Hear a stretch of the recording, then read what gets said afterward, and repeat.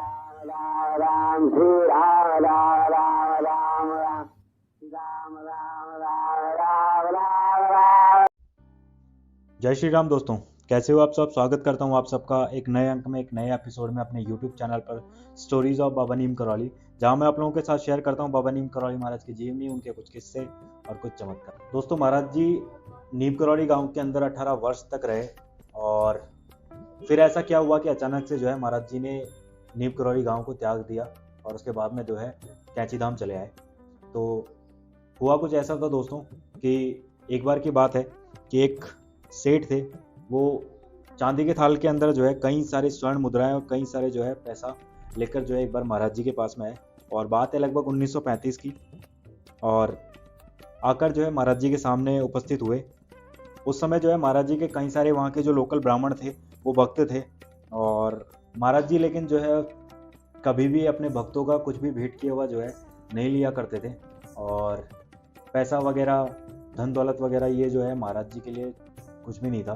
महाराज जी ये कभी भी स्वीकार नहीं करते थे, और जो भी प्रसाद वगैरह आता था वो तुरंत अपने भक्तों में बांट दिया करते। तो ऐसा ही उस दिन हुआ कुछ दोस्तों कि जैसे ही वो सेठ जो है थाल लेकर आया और पैसों का मुद्राओं का भरा हुआ थाल महाराज जी के सामने प्रस्तुत किया, महाराज जी को देना चाहा, तो महाराज जी ने तुरंत जो है उसके लिए मना कर दिया।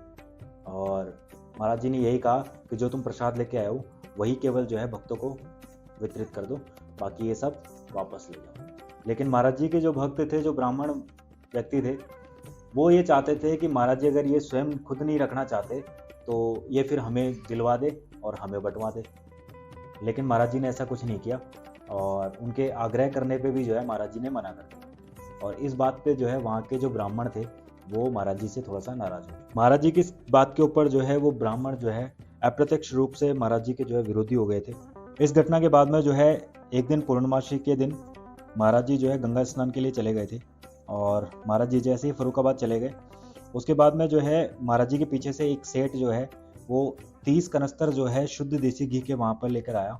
वो महाराज जी को जो है घी के कनस्तर दान करना चाह रहा था, लेकिन महाराज जी वहाँ पर थे नहीं, और वहाँ पर जो थे वो ब्राह्मण थे, उन्होंने जो है घी के कनस्तर लेने से मना कर दिया। लेकिन महाराज जी जो है प्रसाद और घी के जो कनस्तर वगैरह आते थे वो हवन वगैरह के लिए उनके लिए कभी भी मना नहीं किया करते थे। लेकिन महाराज जी जो है फर्रुखाबाद में ये सब होते हुए देख रहे थे, और उन्हें सब ज्ञात था कि उनके पीछे से जो है उनके आश्रम पे क्या हो रहा है।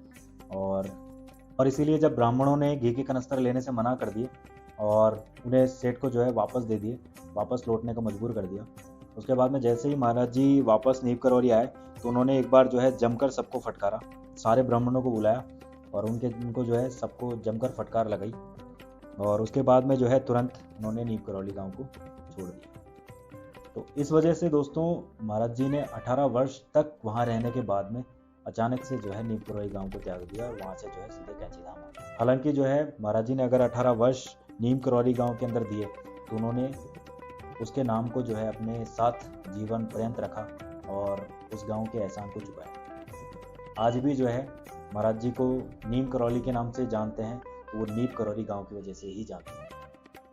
तो आज के अंक में, आज के एपिसोड में इतना ही दोस्तों। मिलते हैं अगले अंक में, अगले एपिसोड में।